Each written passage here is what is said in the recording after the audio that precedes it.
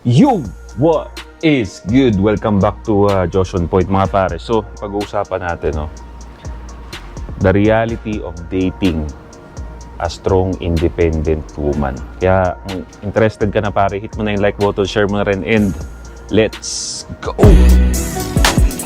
Bad boy trick, gotta kill, ako pentos na.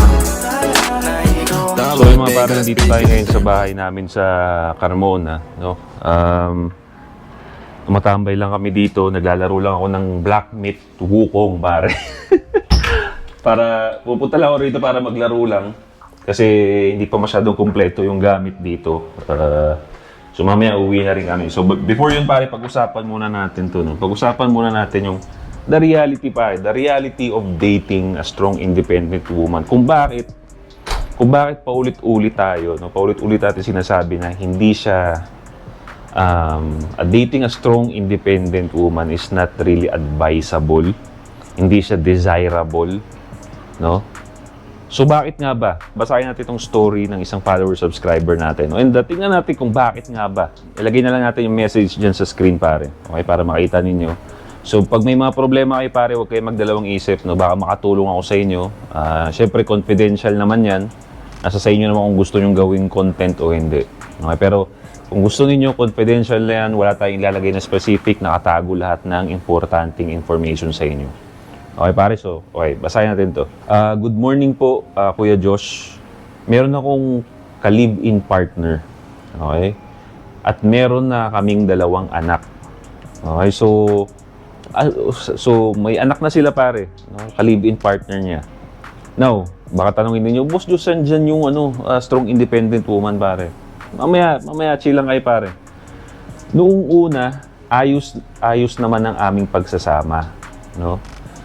Noon, ako lang ang may trabaho sa amin. Okay, si tropa daw ang may trabaho sa kanila. Yung babae, wala. Pero noong nagkaroon din siya ng trabaho at mas maganda na yung kinikita niya kumpara sa akin, ay naging kupal na siya sa akin. No? At binabastos na ako. Sinasabihan na walang pera at palamunin. Di ba pare? Ito yung sinasabi natin bro na pag ang babae talaga nalaman niya or alam niya na mas nakakaangat siya sa'yo financially, pare, it will turn to shit eh. She will treat you like parang ang basura pare. Now, bakit ko napasok dito yung strong independent woman knowing na may partner naman siya, may anak pa nga silang dalawa? Well pare, that's the point. Diba? Kung yung ito nga pare, mag-asawa na sila bro, no? Mag-asawa na sila, may dalawa na silang anak. Nung nakarana siya at nalaman niya na mas malaki na yung kinikita niya sa mister niya, nakita niyo yung trato sa kanya pare, no? Binabastos daw siya, sinasabi bang palamunin, knowing na before siya magka-work, yung mister niya ang nagkumakayod para sa kanila. Diba pare? Kumbaga, diretsuhan na. No? Diretsuhan na. Walang utang na loob. Diba bro? No, take note pare, take note. Mag-asawa na sila. Magka-live-in, may dalawang anak. What more pa kaya pare? So bali, nailabas niya yung tunay niyang ugali nung nagkaroon na siya ng pera. Now, what more pa kaya no, yung mga babaeng sabihin natin may kaya na? It's gonna be much worse, pare. Diba? Sakit na kagad sa ulo, bro. Hindi pa kayo nag-uumpisa or nag-uumpisa pa lang kayo. Masakit na sa ulo. Para dito natin masasabi na you will have constant competition eh. Diba? Dahil alam niyo nakakaangat siya at ito yung kinikita mo sapat lang. Hindi ka makaka-relax eh. Parang mamaya at maya iisipan ka ng masama or mamaliiting ka onting pagkakamali mo. Okay? Partida pare, may anak na sila pero ginaganon siya. Partida pare, siya, lalaki pa yung unang sumusustento sa kanila. Nakita niyo yung logic dun bro. Diba? So tuloy natin tuloy natin. Sabi niya dito, nature ba talaga ng mga babae yun? Yes pare. Okay? Meron naman akong trabaho pero hindi kagaya noong kinikita niya. Yung kinikita ko. So, meron talagang may kinikita pa rin si pare pero mas lumaki nga lang yung sa babae. Diba? Anong gagawin ko sa sitwasyon? Sana mapansin nyo po. Diba? So, nature ba talaga ng babae ang bastusin ka? No? Hindi, pare. No? Sabi ko nga sa inyo sa mga nakaraan kong video, ang babae, automatically nagsasubmit sa'yo yan. No? Pag alam niyang mas, alam mo yung, nasa iyo yung traits ng pagiging alpha male, kumbaga. Kasi nga, pag nakita ka niya ng alpha male, yung babae, dahil alpha ka nga, susunod yan sa'yo. At yun yung ginawa nung babae nung wala pa siyang work. Kaya nga sabi niya nga dito, pare, okay yung babae nung una. No?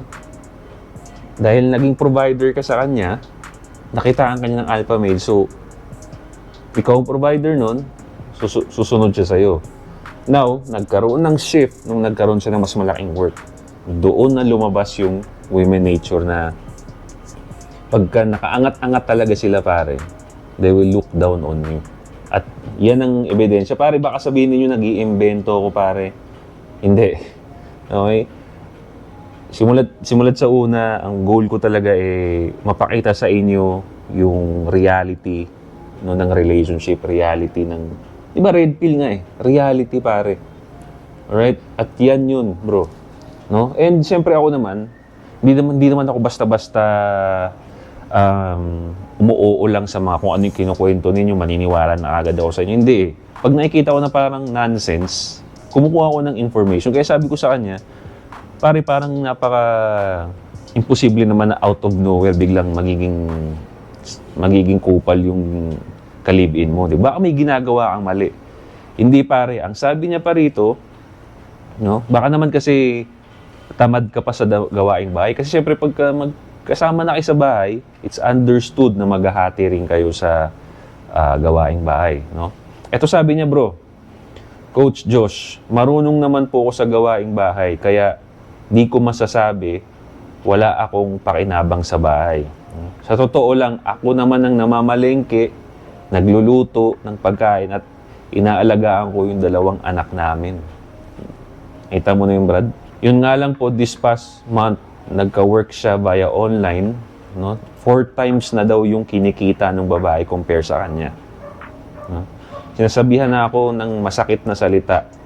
Like palamunin, walang ambag. Pero ever since naman po, nung wala pa siyang work, ako ang nagbabayad ng bills namin. Dati, wala siyang narinig sa akin. Which is, pag ang lalaki talaga nagpo-provide, bro, di ba? Gusto natin Kumbaga, ang sarap sa pakiramdam, di ba? In nature, no? Pag sinabi mo kasi nature, there's no explanation Parang kusang automatically ginagawa ng lalaki. Kaya wala ka talagang maririnig sa lalaki pag lalaki nagpo-provide, yung totoong lalaki. Yung malupit na lalaki. Pag nagpo-provide yung lalaki, wala ka talagang maririnig kahit ano. Kasi nature yan. Kusang gumagalaw yan ng mga lalaki na ganyan. Kumbaga, lumaki ulo niya. Wala kasi akong magawa kasi hanggang dun lang talaga kinikita ko. Mahirap naman pilitin pero hindi ako tambay. May work ako. Diba, pare? So, dito papasok ulit yung sinasabi nating concept. No? Pag sinabi mong strong, independent woman na ka-relationship, para kang may ka-competition lagi. No? There's no peace, laging may competition. Diba? Kasi once, ang isang strong, independent woman na yung di-describe natin dito, mas malaki yung kinikita sa'yo. Dahil nga, no, hindi ka nila nakitaan ng alpha male. Siyempre, kung namang lalaki, may isip mo, teka, kailangan makitaan na ako ng pagiging alpha male na itong babae na to. So, hihigitan ko yung sweldo niya. Diba? So, walang peace. Kasi laging para ka nakikipagkompetensya sa sarili mong ka-relationship. Now, ang sasabihin ng ang depensa lagi ng mga pa-strong independent dyan, no? Kaya daw ayaw natin silang ka-relationship kasi nga daw insecure daw tayo. Diba? Which is false. No? Pinapalaki nyo lang yung ulo nyo, hindi totoo yun. Delusion lang yun. Hindi kami insecure. Ang problema kasi sa inyo, katulad nga nung nasa kwento natin, kumukupal yung ugali ninyo, mga babae na yan, pag alam na nila na mas madami silang kinikita financially or mas successful sila sa lalaki. Hindi kami nai-insecure, mas kumukupal lang yung ugali ninyo. At yun ang nagpapatunay nun, yung chat ni Tropa. Biruin mo, nung simulat sa una, lalaki yung nagbibili ng bills mo. Ay, nagbabayad ng bills niyo sa bahay. Well, it's natural. Now na ikaw ngayon nung malaki kinikita, kumukupal ka ngayon. Mga kung ano-ano pinagsasabi mo sa asawa mo. Diba? Yan ang nature nila, pare. No, once makahigit sila sa'yo, they will treat you like a garbage. Kaya nga, di ba pare, naalala nyo, may isa tayong video, pare, na lalaki, na nahuli niya na nag-cheat yung kalibin niya rin. Pero wala siya magawa kasi yung tinitirhan niya, nagpapaaral sa kanya, bibigay sa kanya ng pera, yung babae. No? Now, tinatrato siyang basura. Kaya anong ginawa? Sinabi ko sa kanya, umalis ka dyan. Since wala naman silang anak, diba, single mom pa yung babae, sabi ko, umalis ka dyan. Ginawa niya. At ngayon, may trabaho na siya ngayon. Mas masaya na siya ngayon. Diba? Kaya kung nanonood ka dyan, pare, shoutout sa'yo. No? So, that's the sad reality. No? Now, hindi naman natin lalahat. Hindi naman natin lalahat. Baka meron dyan mga strong independent woman na magsasubmit pa rin sa lalaki na nakitaan nila ng ibang traits, no? Pero, di ba? Paano ba namin malalaman yun? Pero again, ano yan parang ticking time bomb yan. No? Baka sa ngayon, makita mo na, okay lang, wala akong problema. No? Wala akong problema sa lalaki. Wala akong problema kung mas malaki yung kinikita ko sa lalaki. Importante, mahal niya ako. Okay? Pero, para sa akin, it's a ticking time bomb. Meaning, sa ngayon, okay. No, nakikita mo okay. Sige, tanggap kita kahit mas malaki kinikita ko sa'yo. Pero once magkamali, no, yung lalaki, magkamali ng konti or nagkaroon kayo ng problema sa financial na kailangan ng malaking tulong, again, ticking time bomb. Ibig sabihin, sasabog ka bigla, doon na papasok yung babastusin mo na yung lalaki. Kasi nga, mas malaki yung, mas successful ka dun sa lalaki. Kaya, hanggat maaari mga bro, ako na nagsasabi sa inyo, iwasan nyo yung mga ganyan. No? Strong independent women are a ticking time bomb. Okay? A ticking time bomb. Katulad nun, una okay, nung lumaking kumita, bang. Diba? Pinapaalala sa inyo na bilang lalaki, pare. Okay? Kailangan meron talaga tayong three foundation, hindi lang yung financial. Diba? Financial, physical, alright? Physical and mental. Dahil kung meron ka nung tatlo na yun, hindi lang financial, mararamdaman ng babae yun na pera lang ang higit niya sa'yo, pero the rest, wala na siyang panama. Kaya every time nagaganunin ka niya, every time na bubunga nga niya, babastusin ka niya, isang sabi mo lang na, hindi ko gusto yung pananalita mo. Isa pang ganyan mo sa akin, iiwan kita. Tanda mo, live-in lang tayo. Diba? Yung anak natin, wala akong problema, isusustento ko. Pero yung bibig mo, hindi ko trip yan. No? Iiwan kita. Once masabi mo yun at natural yun, na natural ka, no? Kahit ano pang yaman ng mga yan, hindi yan makakapalag sa'yo, pare. So, yun lang, pare. No? I hope may natutunan tayo, no, sa pangyayari ni Tropa. By the time na nire-record ko to, sold out yung foreplay at yung seduce natin. Okay? Parating na yung bagong stock with the new package. Okay? Improve na yung bottles, mas improve pa yung perfume. Okay? Pero yung climax natin, pare, available pa sa Shopee at TikTok Shop. Alright? Leave a comment down below, pare, kung ano masasabi ninyo. Once again, this is Josh on Point. See you next time. Boom!